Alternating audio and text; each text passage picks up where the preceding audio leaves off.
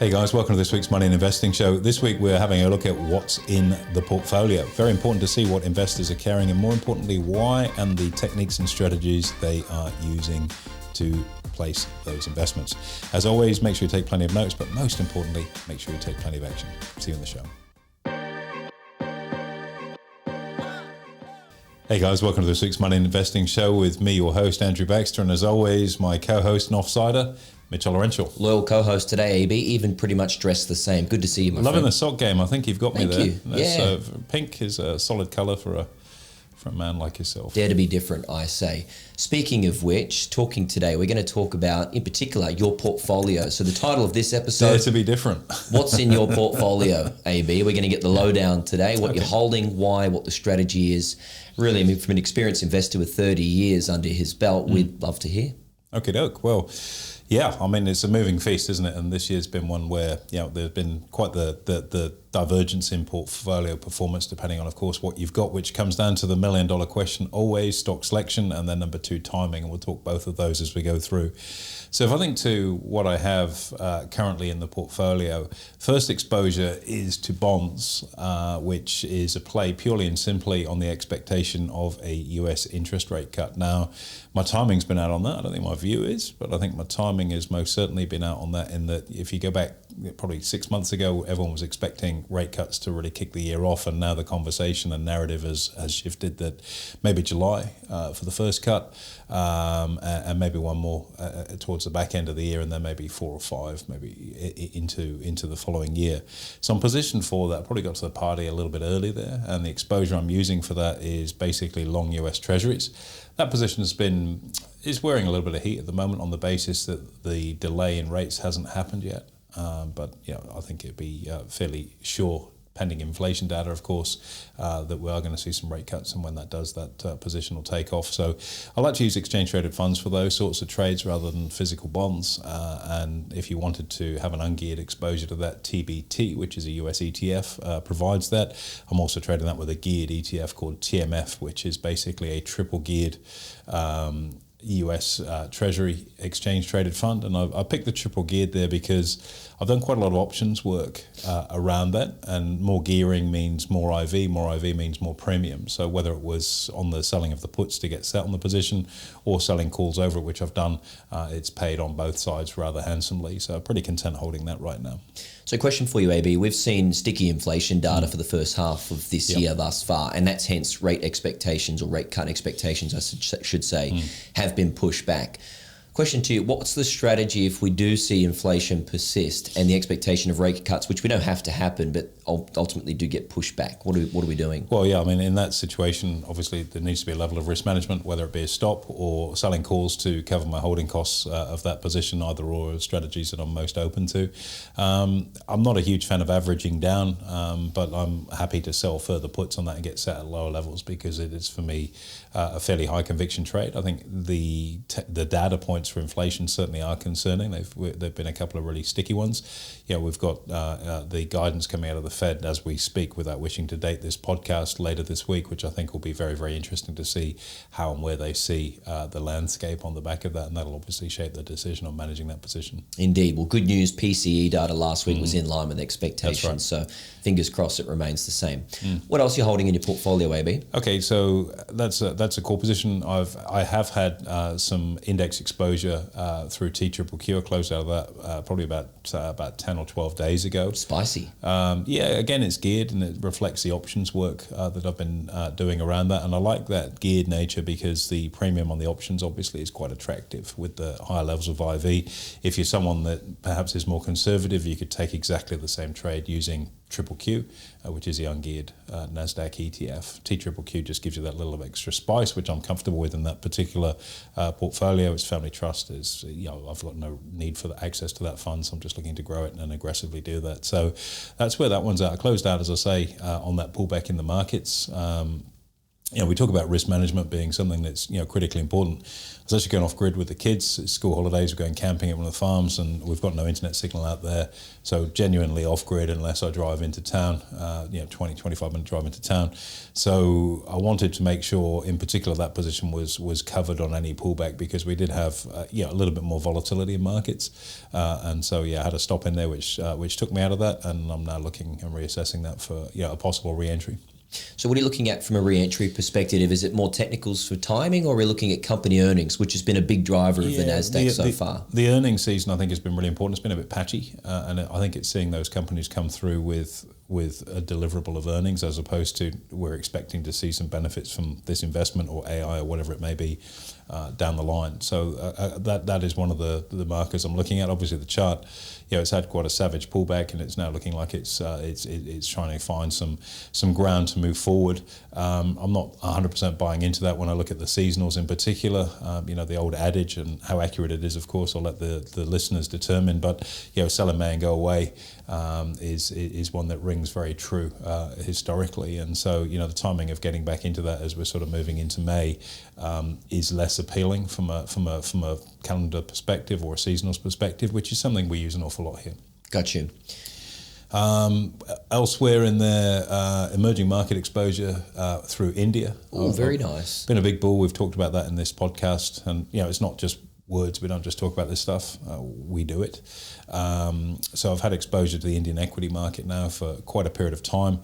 The particular exchange traded fund, and all my trades are ETFs, exchange traded funds. So no stock specific whatsoever. Nothing. It's in individual stocks at the moment, and that's called PIN, and it's a diversified basket of Indian stocks. I originally entered into that probably about $21, something like that, sitting around 29 at the moment. Nice. And that's not one where I've got a take profit target in play. I've sold options over that, so I've used cover calls on it, but my view is much more strategic, that it's a long-term holding, and I think selling a call option and running the risk of getting picked off for a couple of percent income, when my view is that over the next 2 to 3 years the Indian economy is going to continue to be on the tear that it is, would be inconsistent with my view. So I've just got that as a pure unoptioned position, where I'm just looking for pure capital gains, performing well, and again, I'm planning on holding that for the foreseeable. Nice.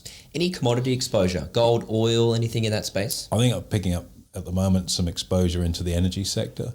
Obviously, a bit of disruption in the Middle East being a factor behind that decision, but also, if we look at seasonal demand for oil and oil products, we've got summer drive time coming up in the US. The US doesn't have any petroleum reserves as a consequence of some somewhat questionable political policy on the part of the incumbent, but we don't need to go there.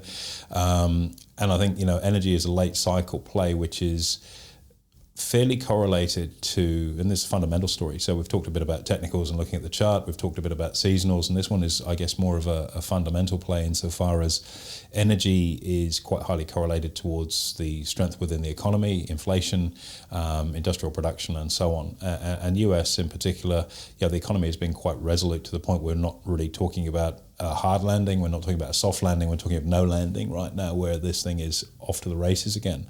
And I think, with the economy being awash with money and the economy ticking over, I think energy as a late cycle play is actually quite appealing from a fundamental perspective, and also, relatively speaking, is undervalued compared to the indices, which are trading pretty fully valued right now. So I think we've gone down from looking at the surface of the water, and now we're a little bit below, and looking for some of those sectors that have got the potential to do quite well. Equally, in the commodity space, we had a position running in lithium.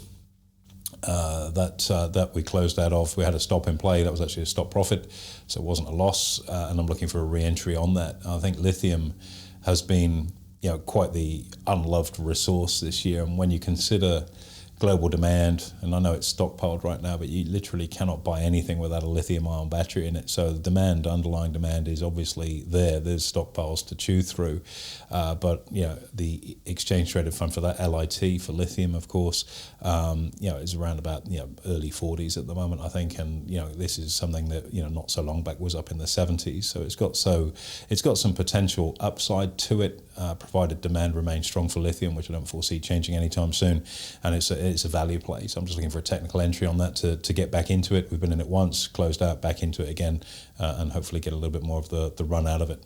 Very nice. Now, I know that considering probably the size of your portfolio, the extension of the trades you must have running, but looking at your core holdings there, AB, a couple of questions for you. The strategy, it sounds like you've got almost like a compartmentalization where you've got some trades you're holding for outright capital growth, others for income, much more short term, and then a bit of longer term stuff in there as well. $1 million question, how are you coming up with that strategy and why? I think as you know, I like using fundamentals for my overall picks, based on my experience, and I find it like quite intellectually challenging as well, and it's a bit of fun sort of doing that. So the vast majority of my trades are probably driven with an outright fundamental overlay. That said, there's been such a massive disconnect between fundamentals and what's been going on in markets now for the past 18 months, nearly 2 years, that I'm lending more weight to the technical aspects of my entries, where I've got a couple of technical setups that I particularly like. Lithium's a good example of that, which is what we call a golden fingerprint. Another one is a combination of using Bollinger Bands with on-balance volume, which is quite a nice way of getting an alert and trigger setup where you're looking at two different types of input, technically, one being price, one being volume. So that's the sort of mechanics, if you will, in very simple terms as to what's going on in there. And I've got other smash and grab type trades where Jets is a really good example of that, which is the global airline ETF. That's a lovely one for riding options over from a covered call perspective. We've had plenty of air travel, which can be quite seasonal. As people move around during holiday seasons and things of that nature, and offers a really, really nice little income. So from time to time, that'll be my little smash and grab for some nice regular income on there. It's been one that served me particularly well over 5-8 years. It's a nice one to go to. That one, I like going back to that one. Very nice.